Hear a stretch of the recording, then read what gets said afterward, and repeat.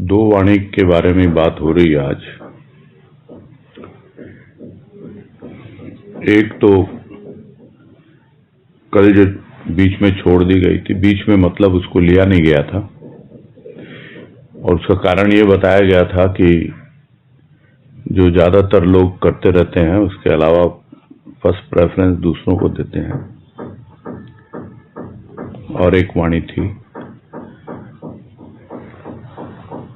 बाकी पुनः सबसे अनुरोध है कि आप अपना इंडिविजुअली यानी अकेले भी वाणी ले सकते हैं, अपना भाव रख सकते हैं, और साथ ही साथ यदि किसी प्रकार की जिज्ञासा हो उस वाणी के संदर्भ में, वो भी हम उस बात की चर्चा कर सकते हैं।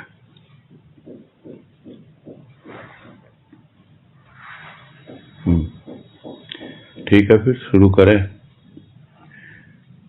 चेतना की 181।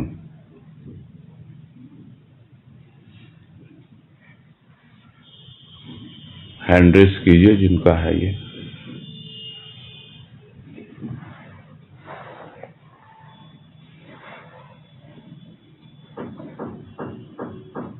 तीन जनों का नाम है मेरे पास।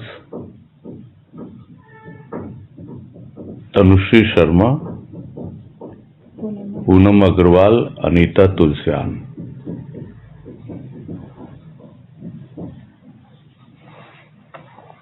बाकी दो क्या वो है नहीं मौजूद अभी? नहीं है भैया जी, मैं चेक करी थी नाम, अभी तो नहीं है वो। थोड़ा इसका भी ध्यान रखना चाहिए। दूसरी वाली पहले ले लो। तो चलो फिर पहले दूसरी वाली ले लेते हैं, तब तक हो सकता है वो ज्वाइन कर लें। एक ही नाम है ना? वो एक नाम की है वो पहले ले लेते हैं। चेतावनी 621। चेतावनी।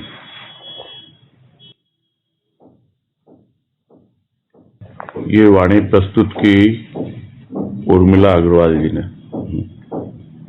हैंड रेस कीजिए।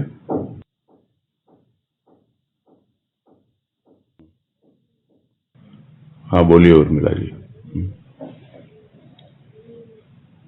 हरिओम, प्रणाम भैया जी। हाँ हरिओम। हाँ प्रणाम भैया जी। हाँ नमस्कार, बोलिए। हाँ, ये वाणी है चेतावनी की कि गंगा का अवतरण हुआ, तुझे तो आकाश पाताल को पवित्र करना है वाणी से। गंगा का अवतरण हुआ, तुझे तो आकाश पाताल को पवित्र करना है वाणी से। तो इसमें ऐसे भाव आ रहा था भैया जी कि गंगा का अवतरण हुआ, ये तो हम सबको पता ही है कि कैसे भागीरथ ने और जो शापित पुत्र थे सागर के, उनके कल्याण के लिए, उनका उद्धार करने के लिए कितनी घोर तपस्या की, कितनी कल्याण की भावना थी उनमें कि सबके उद्धार के लिए घोर तपस्या की। और फिर गंगा का अवतरण हुआ, और फिर आगे हमें सब गंगा की महिमा के बारे में तो बहुत कुछ पता ही है कि गंगा हमारे देश की सर्वश्रेष्ठ नदी है, और उसकी सबसे बड़ी जो विशेषता है वो ये है कि उसका जल इतना पवित्र और निर्मल होता है, और उसमें बहुत सारी औषधीय गुण भी होती है, और बहुत से तीर्थ भी उसके तट पे बने हुए हैं। पर गुरुदेव हमें इस वाणी में जो एक गंगा और गुरुदेव ने बहाई, वो है भाव गंगा। उसके लिए भी हमारे बाबा ने कितनी घोर तपस्या की, जगत के उद्धार करने के लिए, जगती का कल्याण और हम बच्चों का उद्धार करने के लिए उन्होंने इतनी तपस्या की, और वो तपस्या करके वो ज्ञान गंगा का उन्होंने प्रागट्य किया। और उस ज्ञान गंगा को सद्गुरुदेव ने अपनी प्रेम, करुणा, उदारता और जन कल्याण की भावना से उसको हृदय में धारण कर उसको भाव गंगा में बदल दिया। और वो आज वो भाव गंगा हम सब बच्चों के हृदय में वो बहा रहे हैं, और बहा करके हम सब बच्चों से वो क्या अपेक्षा करते हैं कि हमें भी इतना पवित्र बनना है और इतना पवित्र भाव से और उस गंगा को बहाना है कि वो आकाश से पाताल तक पवित्र हो जाए सब कुछ। तो ये आकाश से पाताल तक पवित्र होने का भाव मुझे समझ नहीं आया। थोड़ा सा ये समझ आया कि हमारी भक्त हृदय की जो भावना होती है वो इतनी विशाल हो जाए और उसमें भी इतना ही जन कल्याण का भाव आ जाए कि वो भावना, जैसे आनंदमयी माँ कहते हैं कि प्रकृति की कोई भी शक्ति इंसान के हृदय में प्रविष्ट नहीं कर सकती। जैसे वो जो जल गंगा, बाहरी गंगा है, वो कितना भी भले ही कल्याण कर सकती है, लेकिन वो मानव के हृदय को परिवर्तित नहीं कर सकती। मानव के हृदय के वो जीवत्व भाव को शिवत्व भाव में नहीं बदल सकती। इसके लिए तो सद्गुरु की भाव गंगा ही जब हमारे हृदय में, हम भी अपने हृदय को इतना समर्पित कर देंगे कि वो भाव गंगा जब भक्तों के हृदय में जब बहती है तो वो गंगा ही, वो इतनी, मतलब उसमें भी इतनी पवित्रता है कि उसके जो वाइब्रेशंस होंगे, उसकी जो लहरें होंगी, कि वो जो है वाइब्रेशन भूमि से लेकर आकाश तक, वो सूक्ष्म गति जो है उन लहरों की, वो वायुमंडल में रिकॉर्ड हो जाती है। संतों की वाणी जैसे सुनते हैं कि आज भी भगवान राम की, कृष्ण की, सद्गुरु की, भक्तों की वाणियां जो है वो वायुमंडल में रिकॉर्ड है, और जो उस धरातल पे अपने आप को लेके आता है तो उन्हें वो सुनाई भी देती हैं। तो गुरुदेव इस वाणी में हमें क्या संदेश दे रहे हैं, तो वो मुझे बहुत ज्यादा समझ नहीं आया, थोड़ा सा बस ये समझ आया, तो आप ये समझाइए। हरिओम, प्रणाम। हरिओम। इन्होंने हैंड रेज किया हुआ है मंजू संघाई, कोई खास बात है?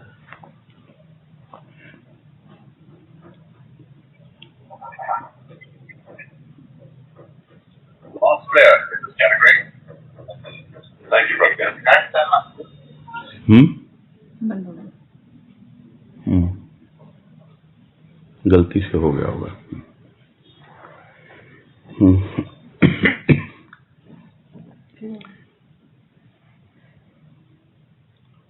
अभी कमलेश केडिया भाई, कोई आवश्यक हो तभी हैंड रेज करें।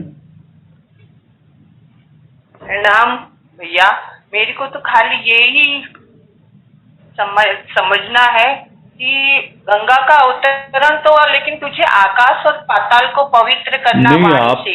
आप बाद में अपना रखिएगा ना जो भी है। अच्छा, उर्मिला जी का खाली नाम दिया हुआ है। आपने अगर कुछ उनसे चर्चा की हो तो अपना नाम उसमें ऐड करवा देते, है ना? ठीक है, मैं समझ गया आपका पॉइंट। वो लोग कर लेते हैं, उसके बाद पूछ लेना। हाँ, अभी हम कर लेते हैं ये वाणी को, उसके बाद में जिज्ञासा हो तो आप जरूर पूछिएगा, ठीक है ना? तो लेते हैं वाणी। चेतावनी की वाणी है, क्रम संख्या 621 621, और इसमें कह रहे हैं गुरुदेव, गंगा का अवतरण हुआ, तुझे तो आकाश पाताल को पवित्र करना है वाणी से।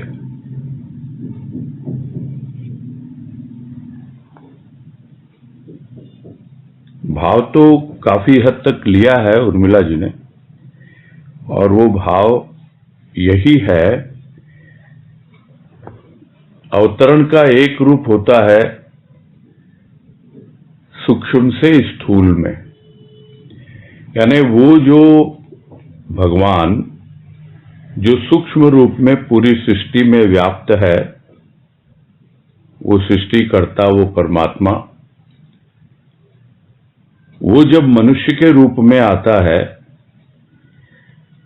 उसे कहते हैं कि उसका अवतरण हुआ है, उसने अवतार ग्रहण किया है। और इस तरह अलग अलग रूपों में हमारे हिंदू धर्म में मान्यता भी है, और राम और कृष्ण तो बहुत प्रसिद्ध अवतार माने गए हैं, जो मनुष्य के रूप में अवतरित हुए, उनका अवतरण हुआ।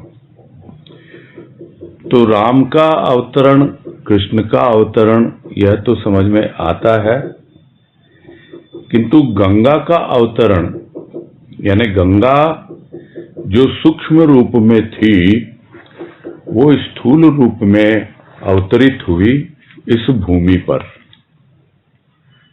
और इस भूमि पर उसके ऊपर भी जो बातें हुई कि सगर के पुत्रों का कल्याण करने के लिए भागीरथ ने कठोर तपस्या की, और उसके बाद विष्णु के चरणों से निकली गंगा, इतना वेग था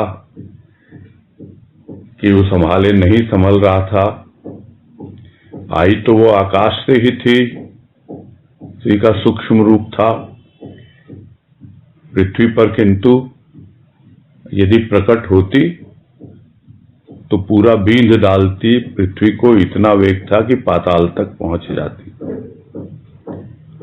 और उस वेग को संभाला महादेव ने, शिव जी ने अपनी जटाओं में। यह सब हम सुनते रहते हैं। और उसके बाद जन कल्याण की भावना से शिव ने उसे पर्वत से आगे प्रवाहित किया और वो अवतरण हुआ। अवतरण का एक रूप यह भी होता है ऊपर से नीचे की ओर आना। ऊपर से नीचे आना यानी पहाड़ों से चलकर सागर तक पहुंचना। ये एक गंगा का एक स्थूल रूप है और गंगा का अवतरण हुआ। और हम सबकी मान्यता है ऐसी कि गंगा जैसी पवित्र नदी कोई नहीं, और सारे पापों को धो डालती है, और इतनी इसकी महिमा है। तो ये सब बातें तो हुई। अब इसमें समझने की बात बस इतनी सी है, जो आकाश और पाताल की बात बार बार आ रही है। गंगा ने तो इस भूमि को पवित्र किया है, इस प्रकृति को, स्थूल प्रकृति को पवित्र किया है। गंगा जहां से भी बहती है उसके आसपास की भूमि उपजाऊ हो जाती है। गंगा में जो स्नान करता है, मान्यता के अनुसार वो पवित्र हो जाता है। तो इस प्रकार से स्थूल रूप में उसका प्रवाह चलता रहता है, एक जल की धारा के रूप में। अब अपने आप से कह रहे हैं गुरुदेव कि तुझे तो आकाश पाताल को पवित्र करना है वाणी से। गंगा ने तो सिर्फ इस भूमि को पवित्र किया, और भूमि के ऊपर है आकाश और भूमि के नीचे है पाताल, यानी दोनों दिशाओं में भूमि को तो पवित्र होना ही होना है। तो जिस तरह गंगा का प्रवाह स्थूल रूप में भूमि पर होता है, वैसे ही सद्गुरु के भाव का प्रवाह जो वाणी के द्वारा होता है वो हृदय की भूमि पर होता है। हृदय की भूमि पर जब उस पवित्र वाणी का प्रभाव पड़ता है और भीतर से वो गंगा जो कहीं ऊपर होती है सूक्ष्माति सूक्ष्म रूप में, वो हमारे हृदय की भूमि पर प्रकट होती है, वो भाव गंगा। और जो भाव बहते रहते हैं हमारे हृदय में, वो आगे बढ़कर सद्गुरु के ही चरणों में अर्पित होते हैं। तो यहां से प्रारंभ होती है भाव गंगा की एक रूपरेखा कि किस तरह से वाणी पवित्र करती है हमारे हृदय को। आकाश सूक्ष्माति सूक्ष्म रूप है तत्वों का, यानी सबसे सूक्ष्म है आकाश, पूरा व्यापक है।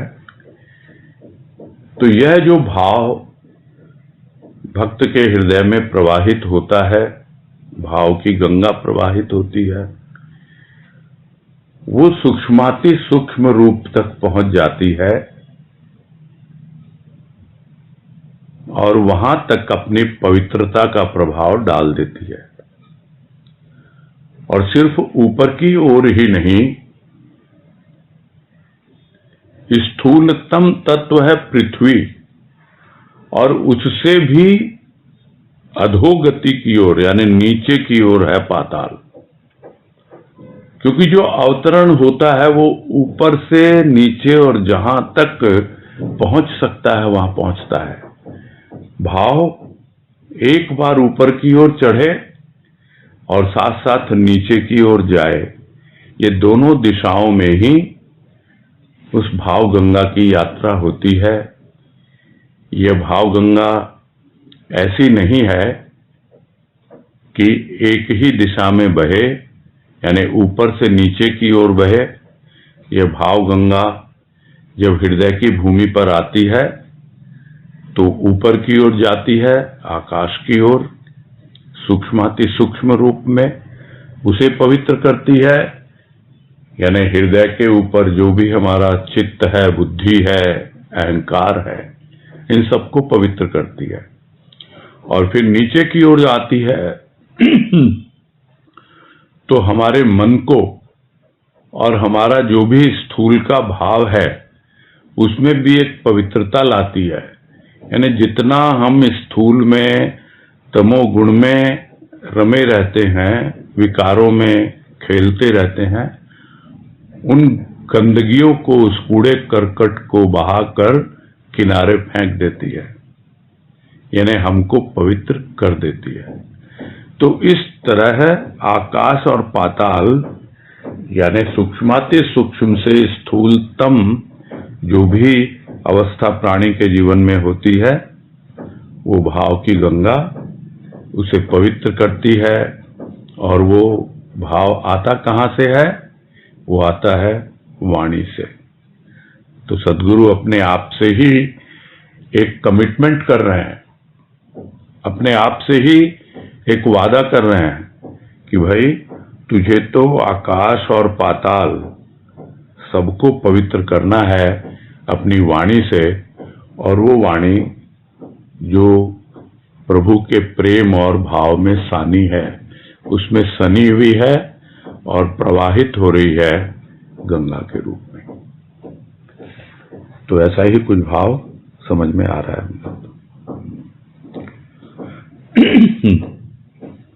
हाँ, अब कोई जिज्ञासा है तो रखें सामने।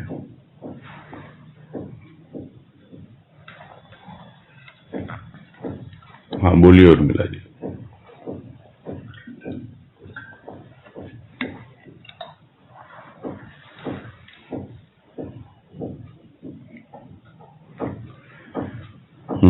अनम्यूट कीजिए उर्मिला जी।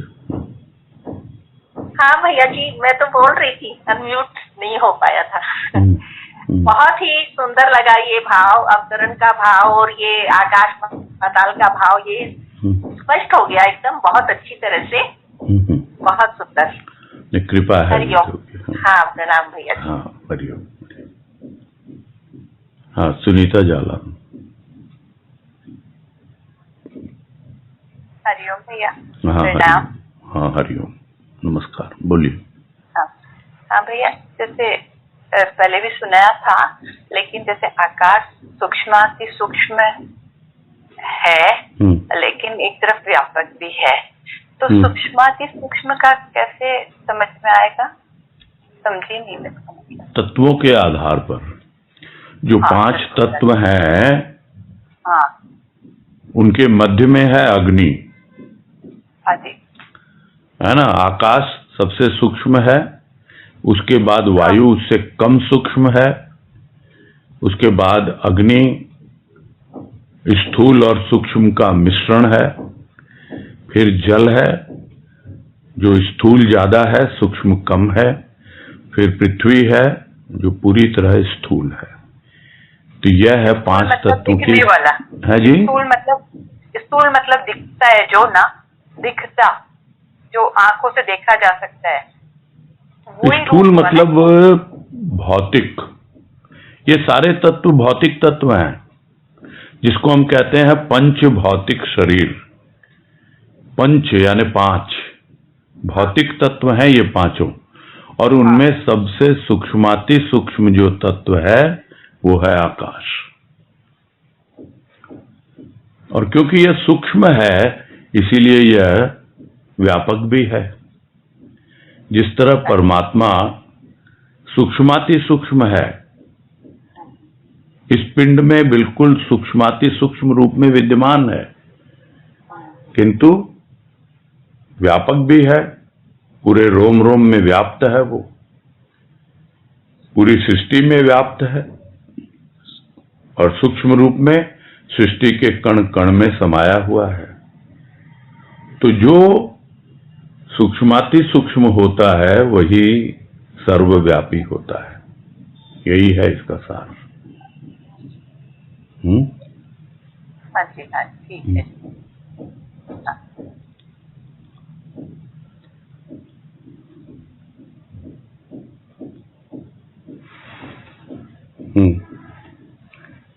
ले फिर वो वाणी जो इनकी थी, पहले शुरू की थी।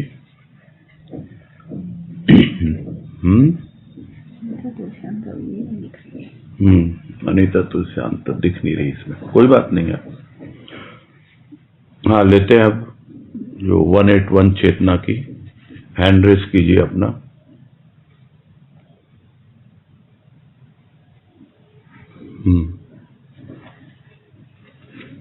हाँ, तनुश्री शर्मा बोलिए। आप ही ने ली है वाणी, आपकी चर्चा आपने की है पूनम अग्रवाल और अनीता तुलसियान के साथ।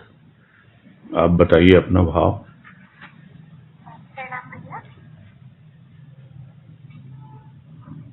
प्रणाम भैया। हाँ, नमस्कार। ये है चेतना में 181। पगली नहीं, पागल बनाती है उसे जो इसे देखने लगता है। तो ऐसा लग रहा है कि ये वाली वाणी ऊपर वाली वाणी से लिंक है, क्योंकि ऊपर बोला है कि खुद ही गर्म होती है और खुद ही बरसती है, कैसी पगली है, और ब्रैकेट में प्रकृति लिखा है।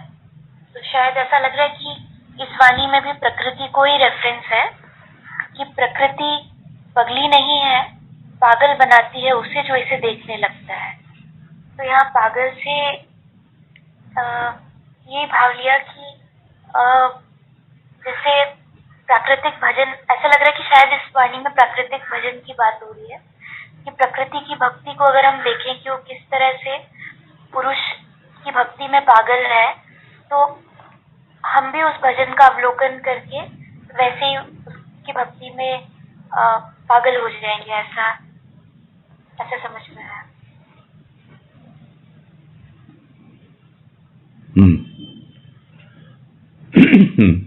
पूनम जी कुछ बोल रही है?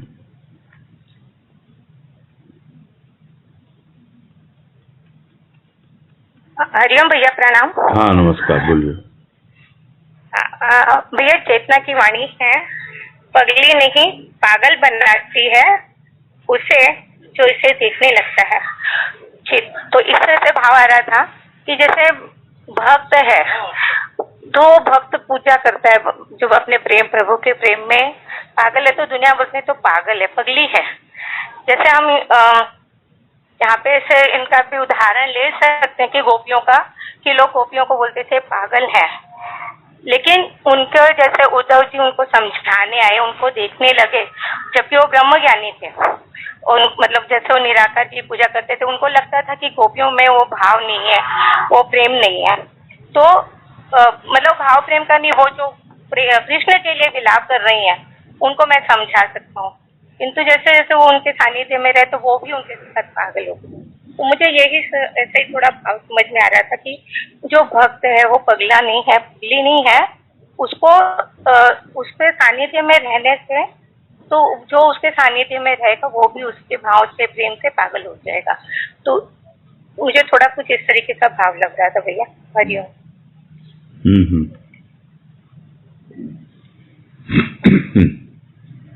हम्म। यार इसके ऊपर जो वाणी है 180 उससे रिलेटेड है, इसमें तो मुझे तो कोई संदेह नहीं लग रहा है, इसलिए आप लोगों को वो वाणी भी साथ में लेनी चाहिए थी। मैं पढ़ देता हूं उसको। 180 नंबर चेतना 180 कि खुद ही गर्म होती है और खुद ही बरसाती है, कैसी पगली है, और ब्रैकेट में लिखा है प्रकृति। तो स्वाभाविक है यहां जो संबोधन है प्रकृति के लिए है। तो प्रकृति कैसी है? खुद ही गर्म होती है। जिस तरह हम देखते हैं गर्मियों में सूर्य चमकता है, वो भी प्रकृति का हिस्सा है। भूमि है, उसके कारण गर्म होती है, वो भी प्रकृति का हिस्सा है। यानी पूरी प्रकृति अपने आप ही गर्म हो जाती है, और जब इतनी गर्म हो जाती है कि सहन नहीं होता तो बादल इकट्ठे हो जाते हैं प्रकृति के और खुद ही बरसा लेती है अपने ऊपर। तो कैसी पगली है ये? कैसी पगली है मतलब भाई तू क्या है, पहले तो गर्म हो जाती है, ताव में आ जाती है। जैसे हम देखते हैं कोई बहुत जल्दी क्रोध में आ जाता है, गर्म हो जाता है, और उसके बाद में एकदम से आंसुओं की बारिश हो जाती है और शांत हो जाती है। तो ये एक तरह का पागलपन है स्थूल प्रकृति का। अब जब सूक्ष्म में अनुभव करता है उसको कि ये पागलपन तो मेरे भी भीतर है, पहले तो मुझे देखना नहीं आया था, उसके विरह की अग्नि में मैं जलता रहता हूं, जलता रहता हूं, विरह सहा नहीं जाता है और फिर उसके बगैर रहा नहीं जाता। और जैसे ही थोड़ी सी झलक मिलती है, एक मिलन का आभास होता है, बस भीतर ही भीतर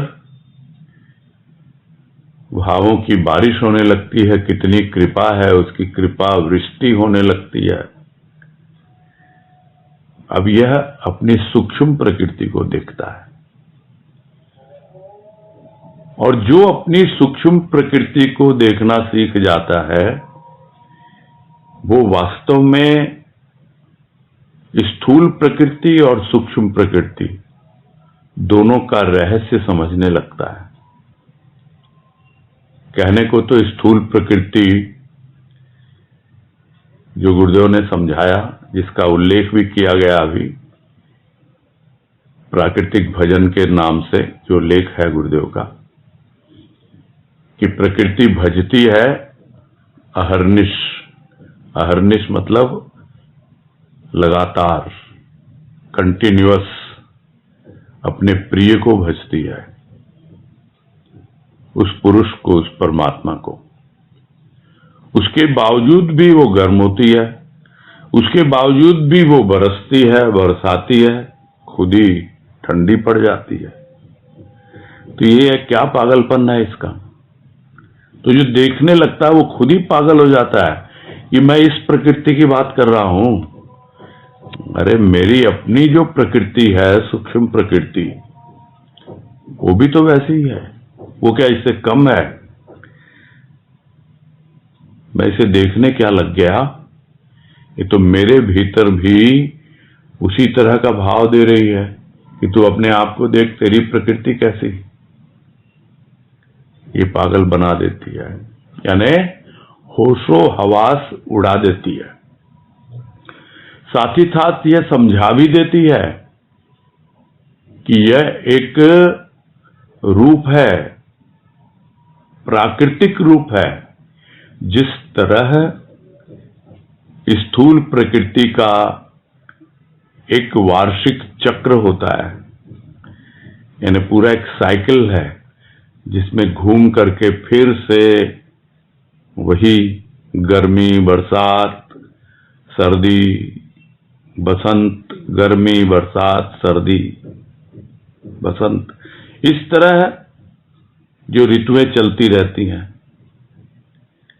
बाहर की, वैसे ही भीतर में जब तक वो बसंत ठहर नहीं जाता, जहां पर गर्मी भी है और सर्दी भी है, और उसी को कहा गया है समशीतोष्ण।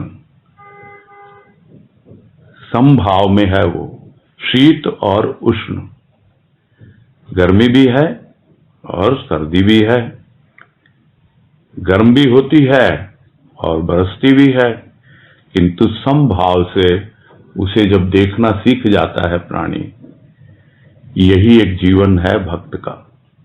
जो ज्ञान प्राप्त करने चला है अब, वो अब अपने आप को देखना सीख रहा है, अपनी सूक्ष्म प्रकृति का अवलोकन करना सीख रहा है, तब उसे समझ में आने लगता है कि वास्तव में क्या रूप बनता है इसका। देखो, अभी तो पागल बन रहे हैं, देखना सीखेंगे और आगे बढ़ेंगे, उस पागलपन को भी समझेंगे और यही समझेंगे जितना हम पाते जाएंगे उतने ही गलते जाएंगे। पागल शब्द यही समझाता है, पर यही गुरुदेव ने हमें समझाया है, पा और गल। जितना निरर्थक है वो गल जाए, वो बह जाए। जो भी बात गंगा की हो रही थी, जो भी निरर्थक कूड़ा कचरा है सब बह जाता है, इधर उधर चला जाता है। वैसे ही है, पाते जाओ, पीते जाओ, और जो निरर्थक है वो गलता जाएगा, बहता जाएगा। कहाँ जाएगा वो प्रकृति जाने। जिस तरह स्थूल प्रकृति बहा के कहाँ ले जाती है, हम जिसको निरर्थक समझते हैं कूड़ा कचरा, उसको भी प्रकृति खाद बना देती है अपने ही पोषण के लिए। वैसे ही होता है। यह जो प्रक्रिया है, जब हमारा जीवन प्रकृति की तरह सहज हो जाता है तो हमें सोचना भी नहीं पड़ता। जो भी निरर्थक है वो अपने आप ही जैसे भी काम में आना आएगा, और नहीं तो कहाँ जाएगा उसका हिसाब किताब प्रकृति जाने। प्रकृति का हमें तो अवलोकन करना है। आज पागलपन है, इस प्रकृति ने पागल बनाया है, किंतु अब धीरे धीरे हम आगे बढ़ रहे हैं। तो चेतना जागती है प्राणी की, तो उसे सब समझ में आने लगता है कि वास्तव में सिर्फ पागलपन से ही नहीं होता, उसको संभालना भी है, उसको अपने कंट्रोल में भी रखना है। ऐसा ही कुछ हुआ हो, समझ में आ रहा है।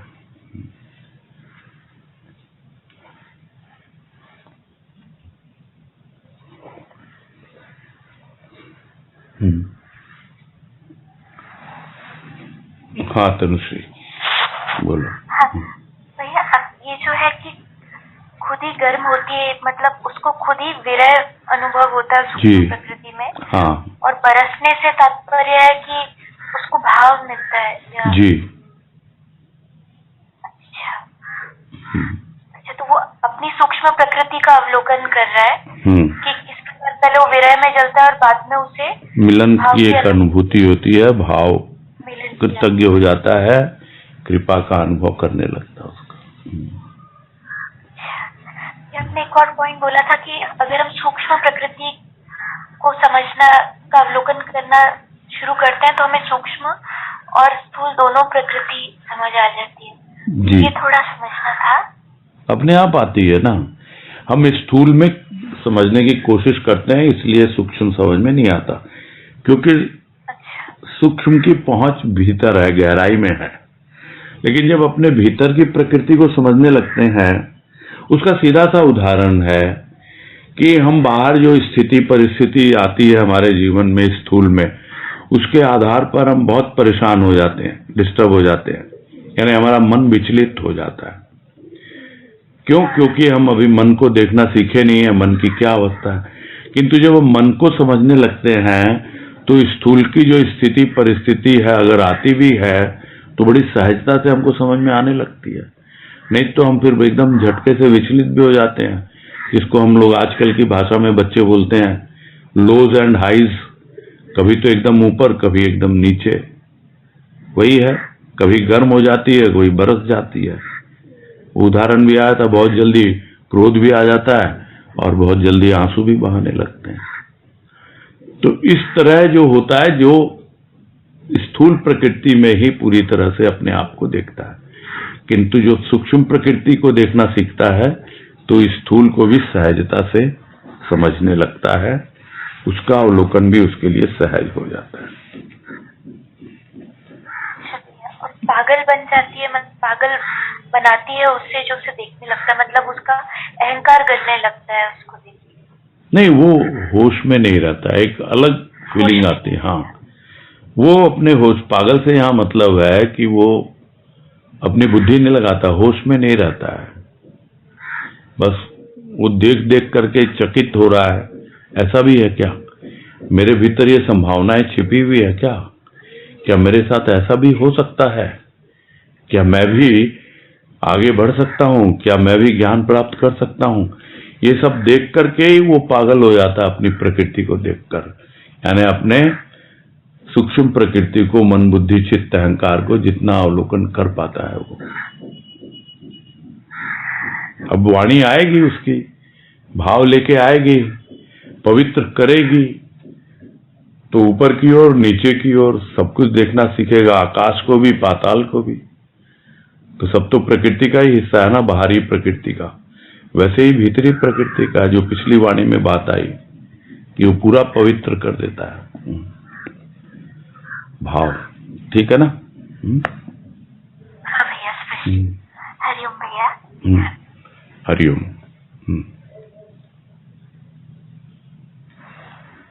हाँ, तो और वाणी तो आप लोगों ने रखी नहीं है, तो कोई किसी की जिज्ञासा हो यानी प्रश्न, अपना हैंड रेज करें, उस पर बात करेंगे।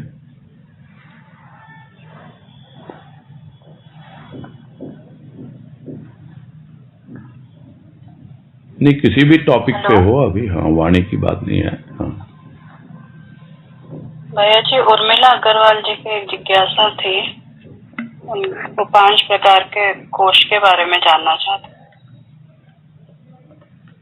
उस संदर्भ में मुझे इतना ही कहना है कि हमारे न जाने कितने ही ग्रंथ भरे हुए हैं इन सब चीजों से। वो सब डिटेल आपको मिल जाएंगे, अपने अपने ढंग से लोग समझाते रहते हैं।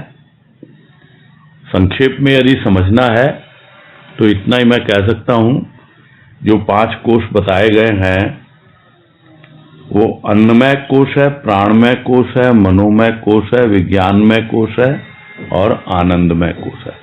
और ये इसी सीक्वेंस में है। और हम लोग अपनी भाषा में अगर इसको समझे साधारण रूप में, तो अन्नमय कोष जो है वो स्थूल से संबंधित होता है, यानी जैसा हम स्थूल में अन्न ग्रहण करते हैं उसी के अनुसार हमारे जो शरीर में क्रिया प्रक्रिया होती है वो उस पर आधारित होती है। प्राणमय कोष जो है वो वायु पर आधारित है। जो वायु हम लेते हैं, बहुत बार हमको पता नहीं होता हम कैसे लोगों के संग में बैठे हैं, अनजान भी होते हैं, कुछ बोलते भी नहीं है, किंतु उस वायुमंडल में, उस वातावरण में वो वायु प्रवाहित होती रहती है और वो वायु हम लेते हैं, छोड़ते हैं। अब बहुत बार सूक्ष्म रूप उसका आता है और बहुत बार यदि वो वायु प्रदूषित है यानी पॉल्यूटेड है तो भी उसका प्रभाव हमारे भीतर पड़ता है। प्राणमय कोष जो योगा में कहा जाता है कि प्राण का मतलब होता है वायु, उससे संबंधित है, यानी वायु तो पूरे शरीर में व्याप्त है, वो पहुंचती है और वो अन्नमय कोष को पोषित करती है। फिर अब मनोमय कोष, यहां से सूक्ष्म रूप शुरू हो जाता है, यानी मन सूक्ष्म है, और उसके बाद आगे जब बढ़ते हैं तो विज्ञानमय कोष, यानी मन के बाद जो भी ज्ञान हम अर्जित करते हैं, विशेष ज्ञान जो अर्जित करते हैं जिसे विज्ञान कहा जाता है, वो आपके बुद्धि के धरातल पर होता है। और फिर है आनंदमय कोश। तो आनंद जो है वो आत्मा का विषय है, जो अभी कल भी बात आई थी, कल या परसों जब, तो पूरा उसी पर आधारित होता है। यानी आनंदमय कोश आत्मा तक पहुंचने के लिए हमें आगे बढ़ाता है। तो संक्षेप में यही है, और ये बातें हम लोग करते रहते हैं, है ना। ये बहुत ही एकेडमिक चीजें हो जाती हैं। एकेडमिक मतलब थ्योरेटिकल, हमको नहीं, हमको प्रैक्टिकली इन सब चीजों को समझना है। ये है मेन पॉइंट। ऐसे तो आप कहाँ कहाँ से कुछ भी उठा के ले आ सकते हो, ग्रंथ भरे हुए हैं और उनकी व्याख्या भी आपको मिल जाएगी। आप एक एक गीता के श्लोक उठा लो, बहुत कुछ मिल जाएगा उसमें। बात वो नहीं है, हमें तो सार समझना है, और सूक्ष्म से संबंधित जो बातें होती हैं उन पे हमको ज्यादा फोकस करना है। यानी प्रैक्टिकली हमारे जीवन में कौन सी उपयोगी हैं, ये सब थ्योरेटिकल नॉलेज के लिए है मेरे समझे। ठीक है, उर्मिला जी सुन रही होंगी। उन्हीं का प्रश्न रहा ना।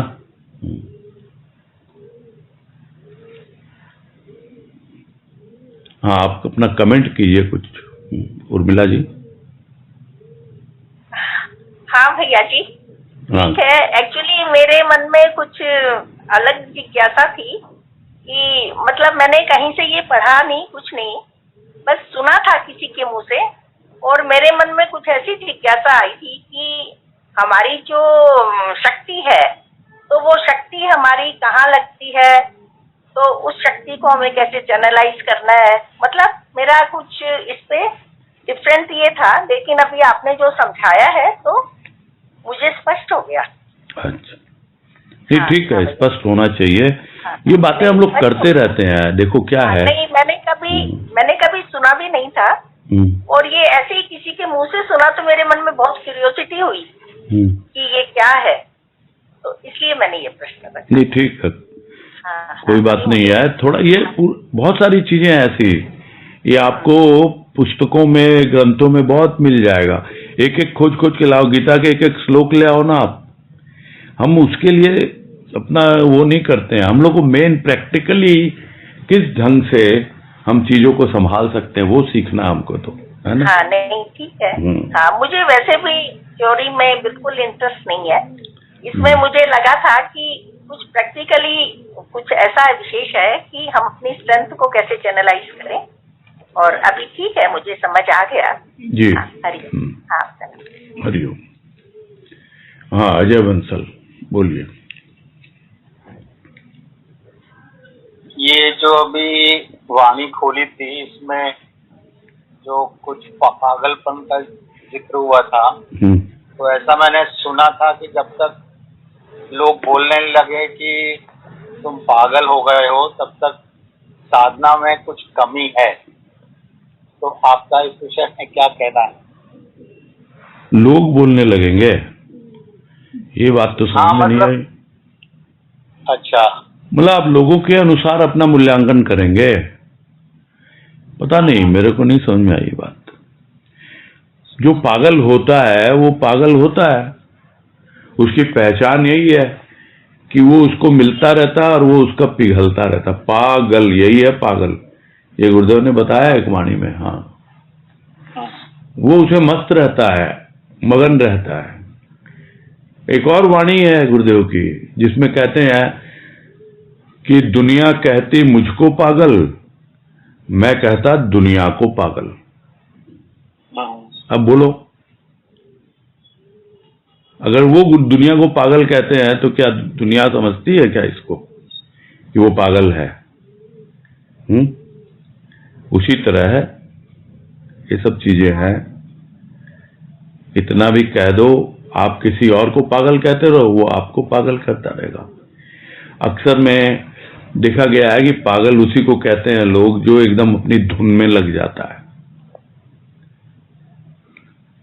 जो उसको उस चीज का एकदम जुनून सवार हो जाता है। लोग उसी दृष्टि से देखते हैं।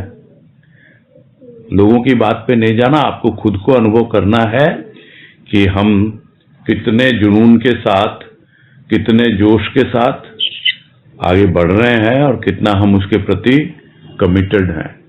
ये बहुत महत्वपूर्ण है। सही है। ठीक है भैया, एक सवाल और था कि जैसे अब ये वाणी ले रहे हैं और मैंने कभी ऐसे कुछ सिस्टमैटिकली स्टडी नहीं करी है, तो इसमें जैसे 7 चैप्टर्स कह लें या जो भी शब्द कह लें, तो एक नॉविस को मतलब कौन से चैप्टर से शुरू करना चाहिए और किस तरह से थोड़ा सिस्टमैटिकली इसको पढ़ना चाहिए? ये पढ़ने की चीज नहीं है, पहली बात तो। नहीं, समझना है, जो भी मतलब समझना है, आपस में चर्चा कीजिए। इसीलिए मैंने कहा था कि आप लोग आपस में चर्चा करो। मैं इन्वॉल्वमेंट चाहता हूं, लोग आपस में जुड़ें, चर्चा करें, ताकि आपको अगर मान लो एक कोई भी लो ना, मैं तो कहूंगा वाणी स्वतंत्र है अपने आप में। कोई ऐसा नहीं है कि आप ये वाणी ले सकते हो या नहीं ले सकते हो, कुछ भी नहीं, कहीं से भी लो ना आप, जो आपको अच्छी लगे, जो आपको वो करे। ये कोई ऐसा नहीं है एकेडमिकली कि पहले चेतावनी है तो वही हमको पहले लेनी है, या ज्ञान सबसे लास्ट में है तो लास्ट में वहां पहुंचेंगे, ऐसा कुछ भी नहीं है। मेरे हिसाब से तो नहीं है। जो वाणी आपको अपील करती है, जिसके बारे में आपको लगता है कि हाँ मुझे इसका थोड़ा सा भाव मिल रहा है, तो भाव महत्वपूर्ण है। भाव, इस भाव निर्झरणी के जो 7 सर्ग हैं उसके केंद्र में है, यानी सेंटर में है। 3 सर्ग उधर हैं और 3 सर्ग उधर हैं। अब समझने को हम समझ लेते हैं कि शुरू के 3 सर्ग जो हैं वो भक्ति के ऊपर आधारित हैं, जैसे भक्ति, फिर चेतावनी भक्ति की और चेतावनी, ये तीनों भक्ति पर आधारित हैं। और 3 सर्ग जो उधर हैं, चेतना है, ज्ञान की चेतावनी है, ज्ञान है, ये ज्ञान पर आधारित है। इस तरह हम समझ लेते हैं, किंतु सब ओतप्रोत है। आपको चेतावनी में भी ऐसी वाणी मिल जाएगी जो आपको ज्ञान की चेतावनी के रूप में आ जाएगी, जो आज ही एक वाणी हुई है। आकाश और पाताल, तुझे तो, तुझे से क्या मतलब था वहां? गुरुदेव अपने आप से बात कर रहे हैं। ये सब चीजें इतनी आसानी से समझ में नहीं आती है। तो वाणी अपने आप में स्वतंत्र है। मैं तो इतना कहूंगा, बहुत बड़ी कृपा होती है गुरुदेव की कि हम थोड़ा सा उस वाणी के भाव से जुड़ते हैं और जैसा भाव वो देते हैं उसको हम व्यक्त करते हैं।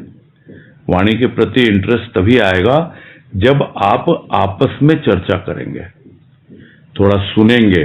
कितना वाणी का विश्लेषण हो चुका है, कितने ही लोगों ने किया है, पुस्तकें निकल चुकी हैं इतनी, लेकिन उससे आपको कितना लाभ मिलता है? यदि आपको स्वयं को उसके प्रति इंटरेस्ट नहीं है तो कोई लाभ नहीं मिलता है। जिस चीज में आपका रुझान होता है, इंटरेस्ट होता है, वही उसी में आप कुछ कर सकते हो। अन्यथा बस पढ़ते रहो। ये कोई वो नहीं है, अपने सिलेबस की चीज नहीं है कि आप अभी क्लास 1 में एडमिट हुए, नौवीस हो, तो कैसे मैं शुरू करूं, कहां से कौन सी मेरी सिलेबस की बुक है, ऐसा वैसा कुछ नहीं है। समझ गए ना बात? आपके लिए नहीं, मैं सबके लिए कह रहा हूं, जैसा मैंने अनुभव किया है उसी के आधार पे कह रहा हूं।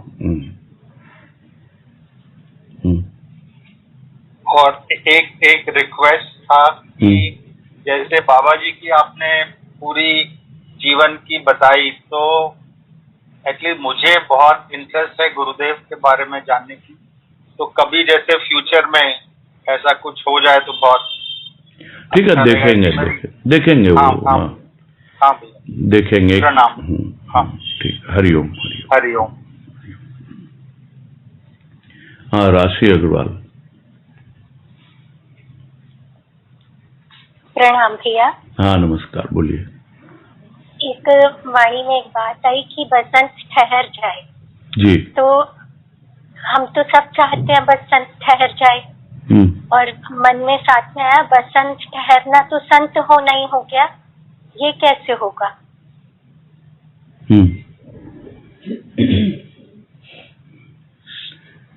गंगा कहाँ बहती है? हाँ भैया, धरती पर हमारी जी हाँ। पृथ्वी हमारी इस पर ऊपर बहती है गंगा। हाँ उसको आधार है ना धरती का। हाँ भैया, उस आधार पे ही बहती है। वैसे ही है, आधार टिका हुआ है और जो भी हो रहा है परिवर्तन वो हो रहा है ऊपर। अलग अलग भाव की अवस्थाएं बनती हैं, किंतु उस भाव का जो आधार है उस अवस्था विशेष में जब तक हम वहां नहीं टिकेंगे तब तक हम उस समशीतोष्ण अवस्था या बसंत जो प्राकृतिक रूप से होती है वो तब तक नहीं आ पाती है। यानी उस भाव को देखें हम, कहां हमारा भाव कहां से जनरेट हुआ है, उसके ओरिजिन की ओर जाएं हम, कि हमको जो आज एक भाव की अनुभूति हो रही है वो कहां से निकली, कहां से ट्रिगर हुई, कौन सी जगह से वो भाव उमड़ा है। नहीं तो हम भाव में बहते हैं, गंगा में बहते हैं, खूब स्नान लेते हैं, लेकिन उस गंगा का आधार कहाँ है उसको देखें। उस आधार पर जाएंगे तब हमको मालूम पड़ेगा, तब धीरे धीरे हम केंद्र की ओर हमारी यात्रा होगी। सब चीजें तो परिधि पर हैं, परिधि पर आवृत्ति है, पूरी तरह घूमता रहता है चक्र। जैसे प्रकृति का चक्र वैसे ही सूक्ष्म प्रकृति का चक्र भी चलता रहता है। और उसी को गुरुदेव ने एक लेख लिखा हुआ है, हम लोगों ने किया भी था इसी लॉकडाउन पीरियड में। अनंत का चक्र नाम है उसका लेख का, और वो YouTube पे अवेलेबल भी है। ये चक्र चलता रहता है, आवृत्ति ही आवृत्ति है प्रकृति में।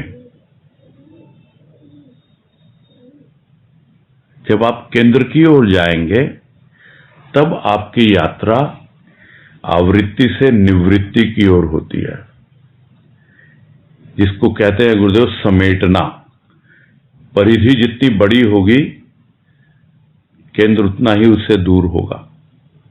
इसीलिए जितना समेटेंगे करीब जाएंगे, वो केंद्र की ओर जो यात्रा है वो हमें निवृत्ति की ओर ले जाती है। वो हमारे जीवन में उस समशीतोष्ण भाव, समभाव जिसको हम कहते हैं, वो बसंत का भाव, वो तब जाकर के टिकता है। मुझे तो ऐसा ही कुछ समझ में आ रहा है, और ये थोड़ा बहुत जो भी अनुभव गुरुदेव की कृपा से मिला है उसके आधार पर ही बोल रहे हैं। हाँ भैया, बहुत अच्छे से बताया आपने। एक आपके बताने से ही आपके भजन की लाइन जो है, तेरे ही भावों में रहना है कृपा तेरी, ये भी साथ साथ में मन में चल रही थी जब प्रश्न पूछने से पहले। अब आपने बताया तो एक प्रश्न और मन में आ रहा है कि जो अपना हम ओरिजिन देखें, स्रोत कहाँ से वो प्रकट हुआ, तो अपनी प्रकृति में, यानी बुद्धि से हुआ है या मन से हुआ है या चित्त से हुआ है? वहीं से, वहां जाएंगे ना तो फिर आप देखेंगे वहां पे भाव की क्या अवस्था है। इसी को तो आत्म अवलोकन कह लो, अवलोकन कह लो, दृष्टा भाव कह लो। उस वक्त आप उससे बाहर निकले हुए हो।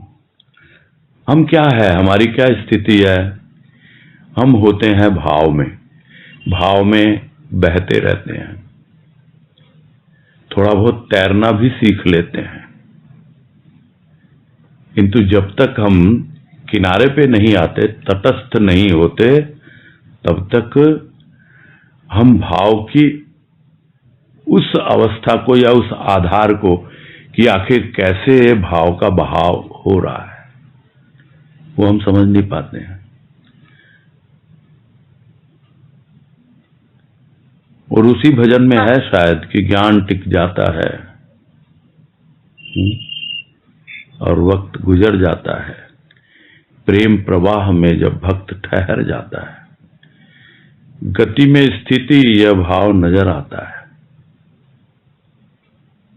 ये दूसरा भजन है। हाँ, जब से है भक्ति बढ़ी ज्ञान भी बढ़ता ही गया, भाव में फासला दोनों का सिमटता ही गया।